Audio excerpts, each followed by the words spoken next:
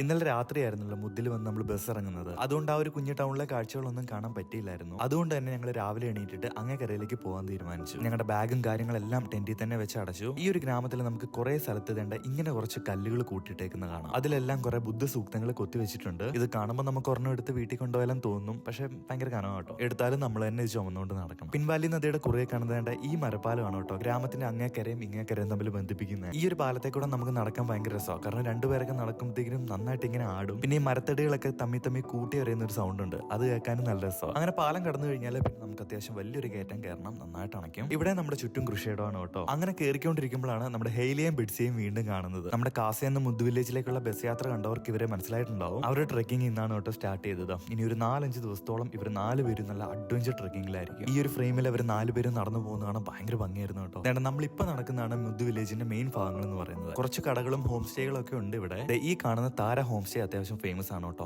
ഇതാണ് ഈ ഗ്രാമത്തിലെ ആദ്യത്തെ ഹോം സ്റ്റേയും ഹോട്ടലും എല്ലാം. ഞങ്ങളും ഒരു കഫേയിൽ ചായ കുടിക്കാൻ കയറിയിട്ടുണ്ടായിരുന്നു. ഇവിടുത്തെ ചായക്കൊക്കെ അത്യാവശ്യം പൈസ ഉണ്ട് കേട്ടോ. അതായത് ഒരു ചായക്ക് 50 രൂപയോളം ഉണ്ട്. ഞങ്ങൾ ഓൾറെഡി രാവിലത്തെ ബ്രേക്ക്ഫാസ്റ്റ് കുക്ക് ചെയ്ത് കഴിച്ചിട്ടാണ് വന്നത്. എന്നിട്ട് ഇത്രയും പൈസ കൊടുത്ത് ഞങ്ങൾ ഇവിടെ കയറി ചായ കുടിക്കുന്നതിന്റെ മെയിൻ ഉദ്ദേശം എന്നാന്ന് പറഞ്ഞുതരാം. ഈ ഒരു ചായ കുടിച്ച് തീരാൻ ഞങ്ങൾക്ക് ഏകദേശം 1 മണിക്കൂർ എടുക്കും. എന്നാന്ന് വെച്ചാൽ നമ്മുടെ താമസമൊക്കെ ഈ ടെന്റിലായതുകൊണ്ട് തന്നെ നമ്മുടെ ഫോണും പവർ ബാങ്കും ഒക്കെ നമുക്ക് ഇവിടെ ചാർജിങ്ങിന് ഇടാം. അതുപോലെ നമുക്ക് ഇവിടുത്തെ വാഷ്റൂം യൂസ് ചെയ്യാനായിട്ട് പറ്റും. അങ്ങനെ പല ബെനിഫിറ്റ്സും നമ്മൾ ബാക്ക് പാക്ക് ചെയ്യുമ്പോൾ ഇങ്ങനെയുള്ള കഫേസിൽ കയറിയാൽ കിട്ടും കേട്ടോ.